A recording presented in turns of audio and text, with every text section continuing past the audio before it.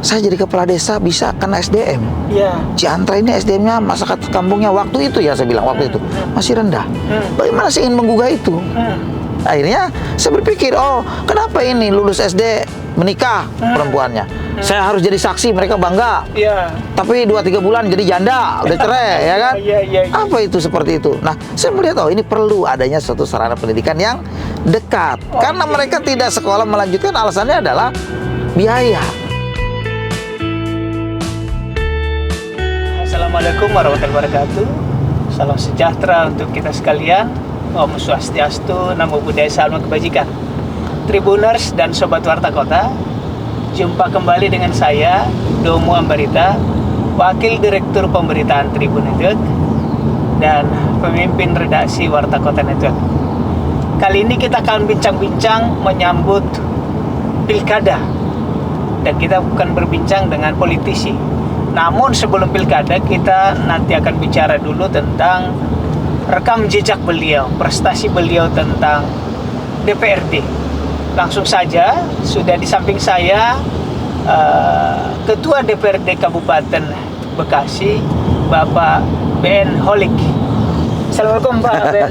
Waalaikumsalam warahmatullahi wabarakatuh. Siap. Gimana kabar Pak? Alhamdulillah Bang Gus, kita sehat. Segar betul ya. Iya.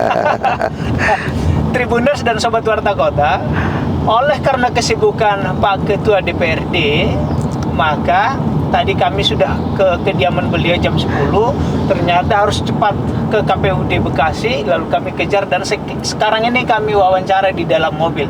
Sekali lagi karena kesibukan. Pak Ketua, nama BN Holik, apa nama lengkapnya itu Pak Ketua, supaya masyarakat tahu? Sedikit bercerita. Dulu itu awalnya waktu SD itu Bambang Nur Holik.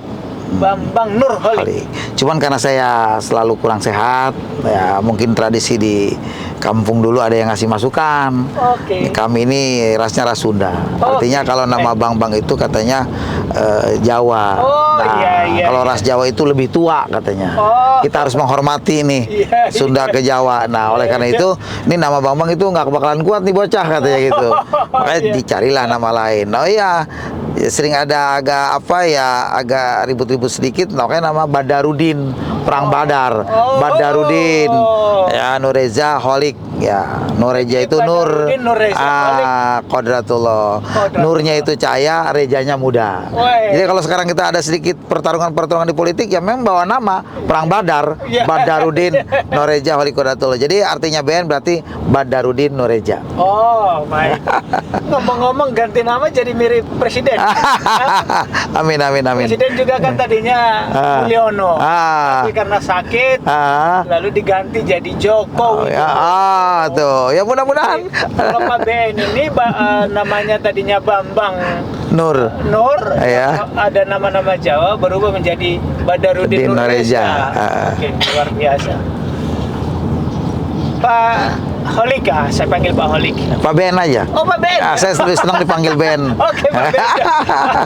Ini karena masih muda, panggil Bapak atau Abang? Abang aja lah. Abang Ben, ini kan kita sedikit-sedikit ada Betawinya kan, ya, di daerah Jabodetabek. Bang Ben, cerita dong perjalanan karir. Apa sih karir sebelumnya hingga bisa sekarang jadi Ketua DPRD? Alhamdulillah, bahwa sebelumnya saya memang tidak lepas daripada aktivis kampung. Ya, di kampung itu waktu zaman masih katakanlah SMA, ya kan, sering ya jadi panitia ya Maulid, jadi panitia Agustusan, kalau Lebaran jadi panitia tur gitu kan. Ya seperti itu aja. Kemudian berkembanglah ya, karena memang pesat dan diakui keberadaannya di daerah kami itu di Cijingga, ya kan, termasuk kenakalan obat-obat terlarang kadang-kadang ada ya, sehingga dibuatlah saya pada akhirnya didukung oleh para tokoh mendirikanlah IRIJ, Ikatan Remaja Islam Cijingga. Tujuannya ingin mengajak anak-anak muda lebih bertakwa dan menjauhi katakanlah obat-obatan terlarang. Dan alhamdulillah cukup berhasil. IRIJ ini kami melakukan satu gebiar setiap pengajian hari-hari besar Islam, kami Muslim selalu menyelenggarakan namanya IRIJ, Ikatan Remaja Islam Cijingga, yang ujung-ujungnya ya waktu zaman kuliah itu zaman kuliah ada namanya BPD, Badan Perwakilan Rakyat. Sekarang namanya Badan Permusyawaratan Rakyat. Zaman presidennya Pak Gus Dur. Oke. Ya, kami mencalonkan tuh, didukung oleh masyarakat sekitar. Akhirnya terpilih, dan setelah terpilih, ya kan, kemudian kami 10 orang yang terpilih menunjuk saya sebagai ketua BPD di Desa Serang. Oke. Masih lajang saya. Serang di Serang ini, kalau Serang sekarang berarti kecamatannya Cikarang Selatan. Oh, saya kira Banten. Oke, Bukan. oke, oke. Nah, jadi Desa Serang, kemudian saya jadi ketua BPD, dan saya kemudian waktu itu masih bujangan, yang pada akhirnya ya itu bagian daripada karir dari situ. Wih. Dari BPD itulah yang saya masih muda, ya masih lajang, yang 9 orang nunjuk saya sebagai ketua BPD Desa Serang. Kemudian ada penyelenggaraan Pilkades, ya saya dianggap tegas walaupun ada intimidasi, ya dengan segala tekanannya tetap saya berjalan objektif, yang pada akhirnya juga itu membawa nama saya menjadi sedikit melambung lah, ada hikmah. Ya, berkat ketegasan Dari aktivis kampung, kampung menjadi kepala desa. Ya, belum jadi kepala desa, waktu itu masih jadi ketua BPD di Desa Serang karena masih bujangan. Oke. Waktu bujangan masih ketua BPD. Di Desa Serang. Kemudian terjadilah Pilkades di Desa Serang. Ya ada sedikit keributan, salah paham, ya namanya yang kalah kecewa dengan segala macam alasannya. Ujung-ujungnya ya kan, saya masih bujangan, udahlah ke ibu, bapak, mak, udah kawinin saya aja nih. Udah punya pacar seberang desa Ciantra, ya kan. Akhirnya menikahlah saya. Istri saya sekarang Hajah Yanah Nur Solihah, gitu kan. Dan saya akhirnya menikah. Nah, pada saat pengantin baru itulah, ya tiba-tiba ada Pilkades di Desa Ciantra. Nah, sedangkan saya sempat ribut di Desa Serang waktu bujangan tentang Pilkades. Gitu kan. Kata mertua, daripada ribut di Desa Serang, udah nyalon aja di Ciantra. Kira-kira begitu. Gitu. Jadi seberang desa. Ikut desa istri. Desa istri. Seberang saya Serang, ada jalan raya utama, seberang desa Ciantra. Sekarang saya tinggal di daerah Ciantra karena dulu jadi kepala desa di Ciantra. Yang unik, ada yang unik. Apa itu? Di dalam nama istri saya itu udah ada nama saya. Apa itu? Dari zaman SD. Yanah Nur Solihah. Oh, Nur. Itu ada holiknya. Oh, Nur enggak Nur ada, holik juga? Iya, kalau Badarudin Nureja kan Nurnya samar. Oke. Nggak ada kan di nama saya. Nama saya kan holik. Iya. Di istri saya itu Nur S holik, terus ujungnya Hah. Jadi ada nama saya. Itu dari awal dia nulis zaman, ya kalau di kampung kan pada saat SD mau keluar, disitulah penentuan nama yang sesungguh-sungguhnya, ya kan. Oh, mau nulis di ijazah itu udah ada nama saya. Berarti jodoh sejak dari nama. Dari nama. Kira-kira demikian. Itu kelebihan. Bang Ben, tadi saya tertarik sekali lagi soal aktivis kampung. Biasanya yang eksis, mampu bertahan, unggul di perpolitikan nasional adalah aktivis kampus, demonstran, ada kelompok Cipayung, PMI, PMKRI segala macam. Nah, Pak BN ini aktivis kampung, kenapa bisa eksis? Gini, kalau saya harus jujur, yang sejujur-jujurnya, saya bagian daripada aktivis di kampus yang memang tidak berafiliasi kepada baik HMI atau PMI atau apa, tidak. Saya pernah ikut waktu menjatuhkan Orde Baru. Kebetulan kan saya masuk kuliah tahun 96. 2 tahun sebelum. Saya 4 tahun kan, keluar tahun 2000. Ya kan, saya masuk 96, 2 tahun kemudian kami aktivis. Di Borobudur itu menurunin map gitu loh. Orde Baru waktu ada boneka Soeharto di kursi, diturunin dari gedung. Bang Tut, akar kolang kaling. Bang dan Tutut, bapaknya Raja Maling. Waktu itu lagu-lagu pergerakan ya. Nah, terus bagaimana kami kumpul di UKI ya, Jakarta Timur. Pergerakan waktu itu di mana? Di UKI. Ya, di Jakarta Timur. Kami kumpul di lapangan, di itu gas air mata itu kan, disemprot dari helikopter. Karena kami bubar, kami perihnya gas air mata kayak gimana rasanya, kami merasakan itu. Nah, kami juga bergerak, cuman sekali lagi saya tahu bagaimana Bang Adrian Apitupulu ya dulu kan dengan porkotnya yang frontal, yang dengan Metro Mininya yang pada nyeleneh-nyeleneh, dan memang walaupun gaya dia udah punya gaya tersendiri dari awal, dia udah punya gaya tersendiri, asik-asik gitu. Jadi ciri pergerakannya termasuk Bang Adrian Pitupulu, kita tahu gitu. Jadi pada diri Bang BN ternyata bukan hanya aktivis kampung, juga aktivis kampus Yang tidak tercatat kira-kira gitu. Oke. Aktivis kampus yang tidak tercatat gitu. Selanjutnya tadi terpilih jadi kepala desa. Berapa tahun tuh? Setelah saya waktu itu, kawin udah punya pacar nih, begini, nyebrang lah di Desa Serang jadi BPD cuma dikepung-kepung sama Pak Lurah mantan waktu itu, Pak Lurah Jago gitu kan. Nah ya udah, nah saya menikah dalam suasana pengantin baru, ada pilkades di Desa Ciantra. Ada pilkades ini yang pada akhirnya ya kata mertua, lu kemarin ribut di Serang, cuma begitu tentang pilkades, nyalon aja sekarang di Ciantra. Kaget saya. Ya, tapi memang mohon maaf gitu, pangsa pasarnya yang dimungkinkan itu mertua semua cenderung di kampung, saya di perumahan. Nah, secara kebetulan ya kepala desa incumbent ya SDM-nya agak rendah secara kebetulan.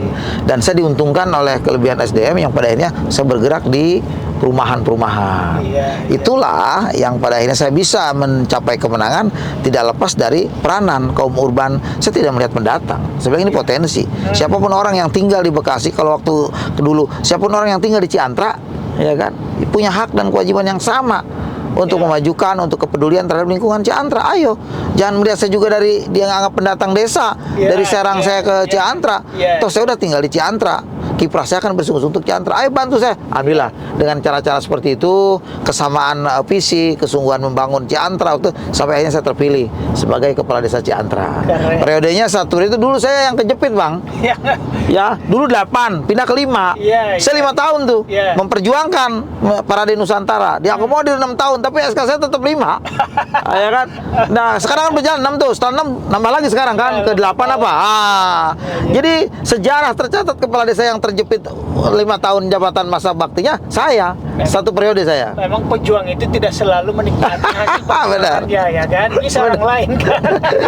Ya, saya yang memperjuangkan, benar. Saya tidak menikmati. Kira-kira mungkin masih ingat apakah ada momentum atau ada pencapaian yang luar biasa yang Bang BN tidak bisa lupakan selama kepala desa? Pencapaian apa itu? Alhamdulillah, Bang. Waktu itu saya kepala desa ya, sebagai termuda saya menjadi penggerak, timbul kesadaran. Contoh di internal saya menciptakan Piala Kadestra. Piala Kepala Desa Ciantra. Itu apa?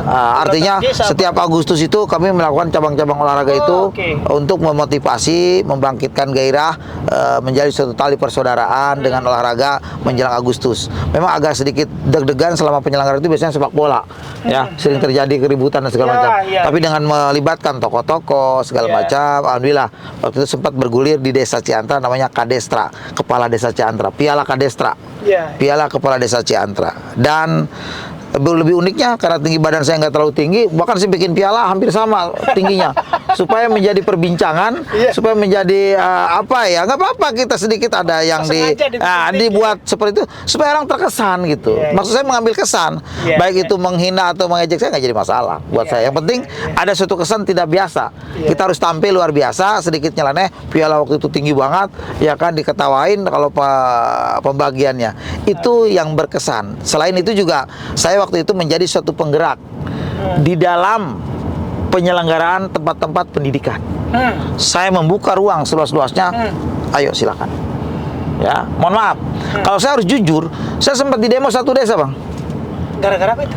Saya mendirikan sekolah Lentera Harapan yang notabene sekolah non muslim di tengah-tengah muslim. Iya. Pikiran saya berpikir nasionalis, tidak berpikir agama. Kenapa? Saya jadi kepala desa bisa karena SDM. Ciantra ini SDM-nya masyarakat kampungnya waktu itu ya, saya bilang waktu itu masih rendah. Bagaimana saya ingin menggugah itu? Akhirnya saya berpikir, oh kenapa ini lulus SD menikah perempuannya? Saya harus jadi saksi, mereka bangga. Tapi 2-3 bulan jadi janda, udah cerai, ya kan? Apa itu seperti itu? Nah, saya melihat, oh ini perlu adanya suatu sarana pendidikan yang dekat. Karena mereka tidak sekolah melanjutkan, alasannya adalah biaya. Iya. Sekolah jauh Pak Lurah, Iya. Pak Kades. Ini biaya, jadi lebih baik kawin aja lepas tangan Iya. baik keluarga. Kami rata-rata tidak mampu. Salah satu saya harus mengambil satu pemecahan apa? Berarti sekolah harus ada, jangan yang jauh-jauh. Saya lobby semua. Banyak sekolah di Ciantra, boleh dicek sekarang. Iya, Itu tidak lepas dari peranan kesungguhan saya. Saking semangatnya, saya tidak melihat ini Lentera Harapan bagian daripada Pelita Harapan. Mohon maaf. Oh gitu. Iya, Pelita Harapan ya semacam anak cabang ya kalau bisa Iya, dikatakan. iya. Ya, ada Lentera Harapan. Saya rangkul dengan Mr. Bernard. Nah, bahkan begitu dengan Yayasan Berkat Obor Indonesia. Namun ada stigma di publik, soal mohon maaf, ada stigma di publik itu non Muslim, sehingga kekhawatiran muncul. Saya di demo di masjid, diadili oleh seluruh tokoh-tokoh.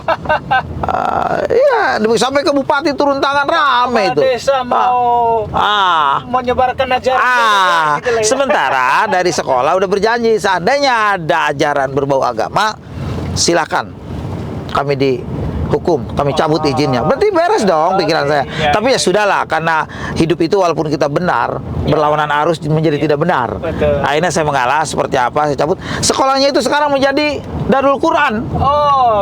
Yusuf Mansur. Ini itu sejarah dalam hidup saya menjadi suatu kebanggaan. Nah, sehingga pada akhirnya masyarakat memahami, saya tidak bermaksud apa, tapi saya ingin sekolah ada di sekitar kita, lebih dari 10 mungkin sekarang. Sekolah. Oke, kemudian tadi satu lagi apa? Ya, selain itu tadi apa satu lagi saya lupa tuh, ya kan? Terkait dengan apa? Pencapaian. Nah, selain tadi olahraga di internal di Ciantra, saya juga pernah dengan Pak Camat Roni waktu itu. Setiap desa harus mengirim personilnya di tingkat kecamatan dan ada juaranya. Saya Ciantra juara umum. Ya kan? Kejuaraan apa tuh? Ya, 17-an juga semuanya. Tapi itu benar-benar pakai nilai. Jadi memang kadang-kadang saya harus jadi cerdik juga. Kalau pertandingan kan asik, menang dan kalah. Tapi ada juga namanya bukan pertandingan, permainan.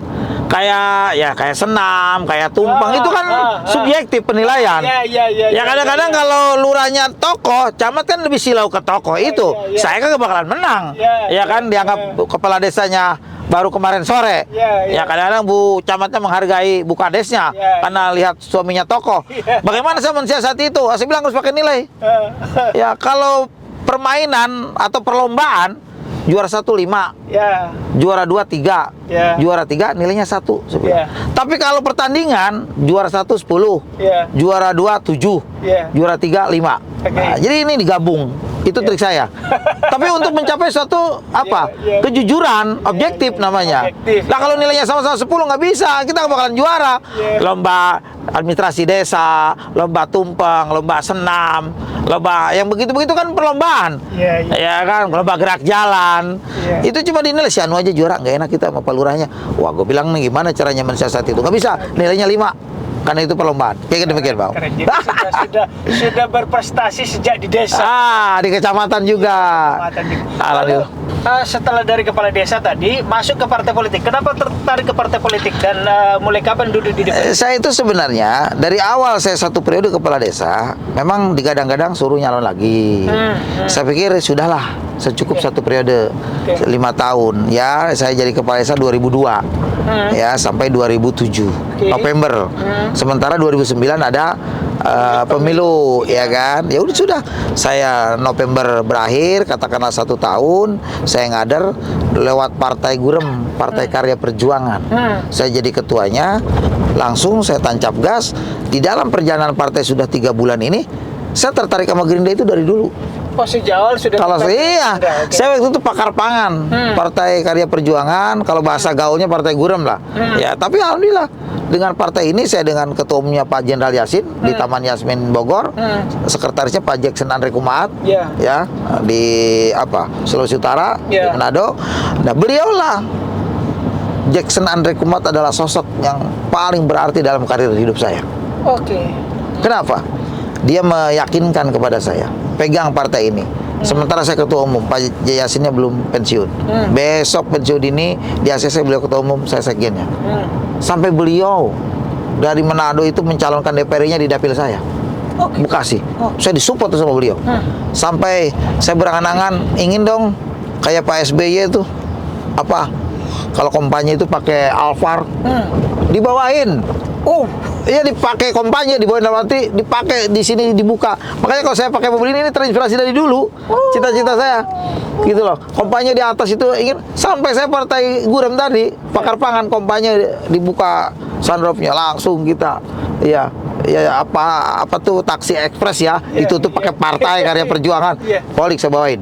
Jadi ini diinjak-injak nih, berdiri kan di atas, jadi kursi diinjak sama saya kan. Itulah saking beliau memanjakan saya, Pak Jackson Narekumat. Saya sangat berkesan dengan beliau. Jadi pertanyaan apa tadi? Dan Gitu. setelah itu lolos ke DPR. Lalu setelah itu saya kenapa tertarik jadi politik? Karena saya senang ngomong juga. Kalau bicara politik itu banyak pengamat suka senang. Di kampung-kampung suka ngobrol-ngobrol perdebatan politik itu asik-asik juga. Orang bilang ya udah lu masuk aja di politik. Ya kan? Gitu. Jadi saya berharap sebagai cikal bakal kepala desa ini cikal bakal dari karir, bukan di atas segala-galanya. Makanya saya cukup 1 periode. Ya gitu. Lolos di DPR. Nah, lalu setelah 1 periode kita pindah ke Gerindra. 1 periode jadi kepala desa, saya mencalonkan di Pakar Pangan. Setelah di Pakar Pangan, ya saya 2 kursi, Bang. Di Kabupaten Bekasi. Wih, keren. Gerindra waktu itu 1 kursi, Bang Agus dewannya, almarhum. Saya Pakar Pangan 2 kursi. Nah, disitulah saya 1 periode selesai. Kemudian partai saya ini tidak berlanjut. Iya, karena tidak lolos. Tidak lolos yang berikutnya, parlemen threshold-nya ya kan. Kemudian 2014 ya saya mencalonkan di Gerindra Kabupaten. Cuma ada penolakan. Benholik itu partai Gurem aja jadi kemarin. Apalagi ini di Gerindra. Caleg-caleg Gerindra cenderung nolak saya. Caleg ya, bukan rakyat ya, caleg yang nolak. Kalau ada dia mendingan mundur. Partai Gurem aja dia jadi, pasti dia nih yang jadi. Coba saya ke provinsi. Provinsi pun ya maaf ya, ada pihak-pihak yang tak kurang berkenan karena takut jadi saingan juga. Nah, ini saya clear di DPR RI, dapatlah nomor 7. Saya nyalon DPR RI 2014. Nyungsep, Bang, kalah kita. Kalah. Tidak lolos. Kenapa nyungsep? Ya karena pergaulan belum luas, termasuk mungkin kekuatan finansial, ya kan. Kemudian mental juga belum terlalu kuat. Artinya banyak faktor tidak mendukung. Kenapa kok saya sampai jadi mencalonkan senekat itu? Saya politisi sejati, saya bilang. Kalau pemilu jadi penonton nggak betah gua. Gua ingin jadi pemeran. Karena di kabupaten, provinsi gak ada tempat, ada di pusat, udah nyalon aja. Awalnya sih, ya udah nyalon aja. Tapi udah makin dekat kan kita jor-joran juga. Ya nggak mungkin nahan. Semampu kita ya kita gerak. Nyungsep lah, Bang. Nyungsep ya. Tapi nggak menyerah. Enggak menyerah. Lanjut lagi pemilu 2014. 2019. Jadi 2014 KO. Ya, kita kemudian menyusun ya mulai berbalik lah ke acara cenderung usaha. Setelah kita habis-habisan, yang namanya jalan DPR RI kebayang lah, Bang. Gitu ya, nggak sedikit lah ya. Tapi menurut saya itu gede. Tapi menurut orang mungkin nggak terlalu gede. Tapi setelah itu saya habis-habisan tuh. Dari nol, perangkat, banting setir. Ngapain? Main perumahan. Developer. Sebenarnya mertua saya itu bisa dikatakan developer. Tapi ilmu itu dari mertua itu nggak pernah dikasih tahu ke menantunya itu. Nggak ngambil hati. Aduh. Iya, artinya mertua ini ngedukung saya yang tadi ngemodalin calon kades, saya akui ya. Tapi bicara usaha cenderung karena saya mungkin udah berpolitik, dianggap nggak tertarik. Ya usaha. Tapi setelah saya KO nyalon DPR RI, mau ngapain nih gua? Ya kan, setahun nganggur, sadarlah kita, wah ini anak gede nanti perlu modal pendidikan segala macam, dari mana? Di situ saya sadar, saya harus usaha. Dengan teman-teman ngobrol, ada namanya Bang Sahrir, ya dengan Bang Edi, ya itu bagian daripada orang yang bekerja sama dengan saya. Kita main perumahan, cari kepercayaan lewat Bang Haji Danu, ya tanah waris orang tuanya Pak Haji Agus Salim, ya waktu itu Pak Haji Salim, bukan Pak Agus Salim, Pak Haji Salim, waktu itu tanahnya saya kelola, saya diberi kepercayaan, akhirnya saya mampu bisa berkembang, yang pada akhirnya ya alhamdulillah bisa seperti ini. Karena kelebihan dari usaha itu saya kembangin usaha lagi. Nah tiba-tiba 2019 ngapain nih? Pemilu lagi. Udahlah, jangan tinggi-tinggi, segala pusat, segala provinsi, udah lu di kabupaten aja, jangan banyak lagu, kira-kira gitu kata keluarga kan. Ya udahlah, kita di kabupaten, mainlah kita bertahun kabupaten 2019, kepilih. Nah, jadi anggota 1 tahun berikutnya saya jadi ketua DPRD. Setelah jadi ketua DPRD, ya biar tuntas. Kemudian kemarin pemilu, ngapain nih? Wah, gue nyalon provinsi aja, gitu kan? Karena saya menurut saya dulu di Pakar-Pakar 1 periode, kemarin ini 1 periode, hari ini cukup. Udahlah, gue pengen suasana baru, nyalonlah di Iya. provinsi, gitu biar ada estafet lah. Supaya ada jenjangnya juga. Nah, ada kayak jenjang pengalaman, ya. dan memberi kesempatan kepada yang lain. Sekarang skop Jabar kan. Nah, skop Jabar. Sebelum ke Jabar, menurut Pak Haji, ini Bang BN Holik, apa yang paling berkesan ketika Jadi dewan. tahun terakhir di DPRD Kabupaten. dan ketua DPRD kabupaten? Jadi begini Bang, dalam hidup itu ternyata kita memang selalu dengan penuh tantangan. Hidup ingin sukses, tentu tidak dengan bersenang-senang. Yang ingin saya sampaikan. Hidup sukses Tidak dengan bersenang-senang. tidak dengan bersenang-senang. Artinya meraih sukses tidak boleh dengan hanya bersenang-senang. Ya, Harus. ya bersusah payah, berjuang. Oke. Berjuang itu kan pasti bersusah payah. Disitulah saya harus berjuang. Bagaimana? Ya, setelah kita jadi dewan, kemudian diangkat menjadi ketua DPRD, disitulah masa-masa bisa dikatakan apa pertaruhan. Ya, kalau kinerja kita jelek, kita akan menjadi jatuh. Kalau kinerja kita bagus, kita akan masyhur dan berhasil. Nah, di situ filosofi itu saya ambil di dalam diri saya. Bagaimana? Sebagai ketua DPRD banyak tantangan. Ada yang suka, ada yang tidak. Kenapa? Karena di dalam suatu kebijakan itu selalu ada kontraproduktif. Di sisi lain menyukai terhadap kebijakan kita. Ini di internal dewan. Ya. Di sisi lain ada yang tidak menyukai. Ya. Karena di DPRD itu adalah bagian dan kumpulan daripada orang-orang politisi. Ya. Abang bayangkan, di hatinya itu beda-beda semua. Jangankan beda partai, satu partai pun kadang beda. Nah, inilah bagaimana kita mengimbangi sebagai pemimpin. Makanya saya melihat seseorang apabila sudah menjadi ketua DPRD berarti sudah tidak dilakukan lagi jiwa kepemimpinannya. Oke. Bang Ben sekali lagi, apa yang kira-kira pencapaian yang menurut Bang Ben yang tadinya belum ada menjadi ada setelah Abang di DPRD untuk Kabupaten Bekasi? Banyak Bang. Salah satunya adalah contoh tentang UMKM, kecenderungan, kepedulian daripada ya pengusaha menengah ke bawah ini yang tidak bisa dengan serta-merta bisa memasarkan terhadap keberhasilan hasil produksinya.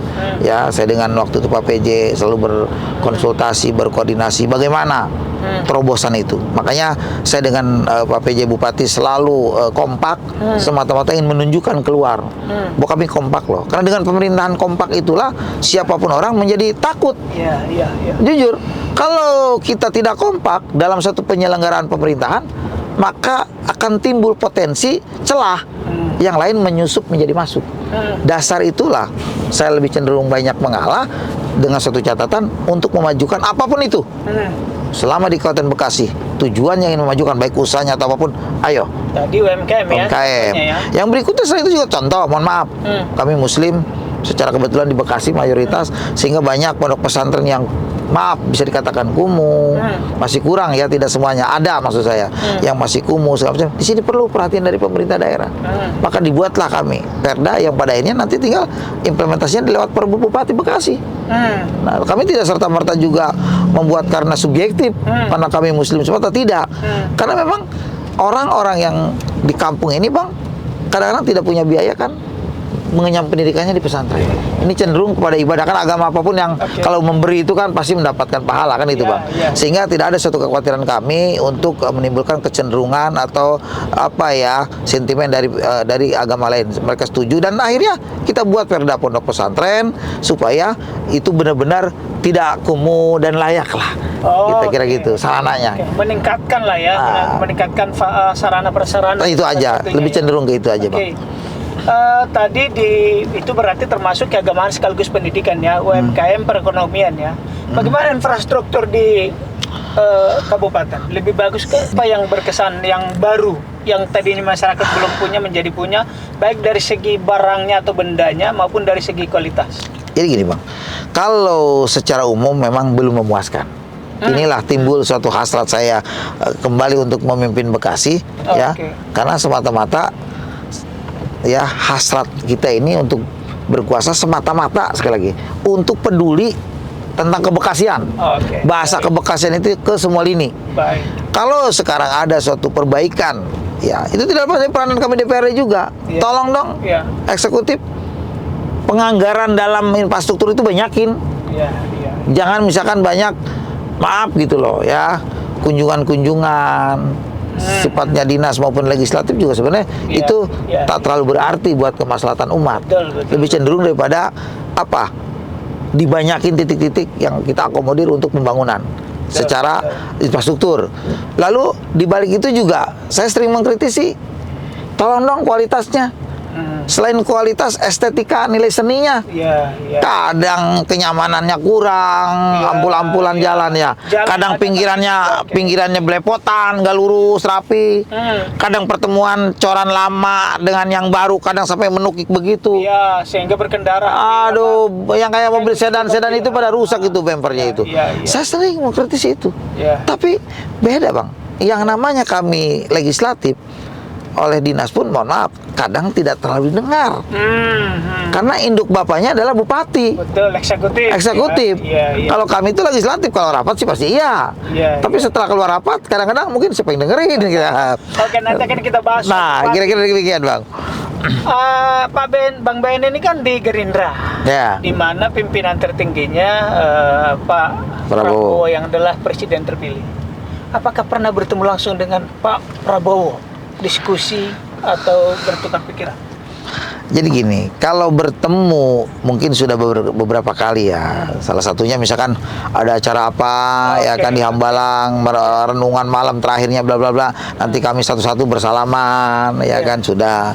Nah, kalaupun itu berbicara panjang lebar saya pernah satu kali itu pun di Kemenhan pada saat COVID terjadi. Memang ada sesuatu yang perlu saya laporkan terkait aset perusahaan yang dijadikan untuk apa tuh sarana sepak bola kemarin waktu ada pertandingan umur 17 itu di Setu. Nah, kami ngobrol tapi tidak terlalu banyak banget karena waktunya beliau sekitar 30 menit diberikan arahan, lebih cenderung kepada suatu arahan saja.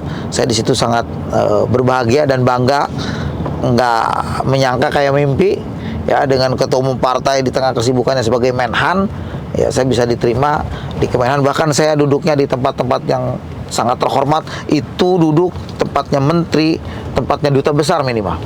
Saya duduk di situ, bahkan saya diberikan kopi, gelas saya lebih gede dibandingkan gelas beliau. Saya puterin gelasnya, tidak, nggak apa-apa, silakan, Pak Holik aja. Siapa namanya? Ya nggak mungkin dia inget kan. Saya bilang Holik aja Pak. Oh ya Pak Holik. Udah Pak, mohon maaf ini gelas Bapak yang ini. Enggak. Holik aja nggak apa-apa yang gede. Saya tadi habis nerima lupa tamu, banyak minum kopi. Ini namanya kopi Hambalang. Cerita tentang kopi Hambalang, bla bla bla bla bla bla. Itu saya sangat berkesan. Apa pesan yang paling kuat yang Bapak terima dari beliau untuk kepemimpinan di daerah ke depan?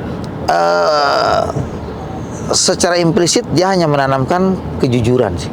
Kejujuran. Yang secara umum mengatakan jadilah politisi yang baik.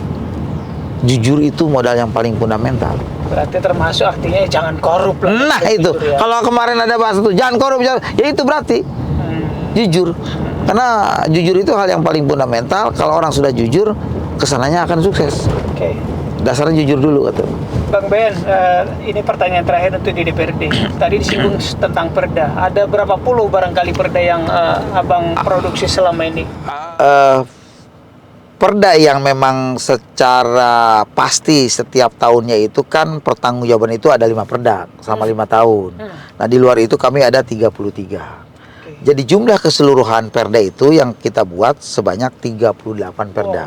Selama 5 tahun kami berjalan. Nah memang kadang dalam pembuatan perda ini kadang-kadang serba salah. Kenapa serba salah? Dalam pembuatan perda kan ada kajian, ada kunjungan keluar daerah.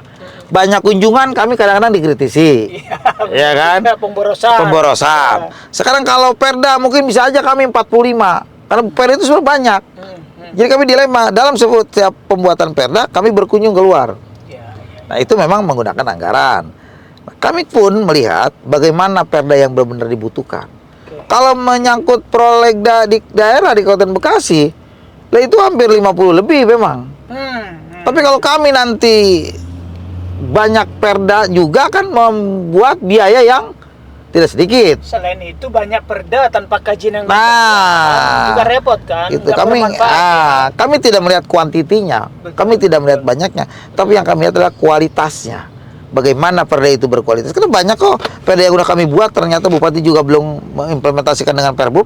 Karena setelah adanya suatu perda, pada akhirnya diurailah perda itu setelah dari legislatif oleh pemerintah daerah dengan apa? Dengan dengan keluarnya peraturan bupati Perbub. Nah, jadi secara global kami 5 tahun menyelesaikan tugas, perda secara keseluruhan 38. Baik, Demikian, Bang. baik. Terima kasih Bang BN Holik. Sobat Warta Kota dan Tribuners, itu bincang-bincang kita dengan Ketua DPRD Kabupaten Bekasi, Jawa Barat, Bang BN Holik Qodratullah. Kodratullah. Sekali lagi Bapak atau Abang BN Holik Kodratullah. Iya, iya. Sampai jumpa pada episode berikutnya. Saya Domo Ambarita pamit undur diri. Terima kasih Bang. Terima kasih, Bang Assalamualaikum warahmatullahi wabarakatuh. Waalaikumsalam warahmatullahi wabarakatuh.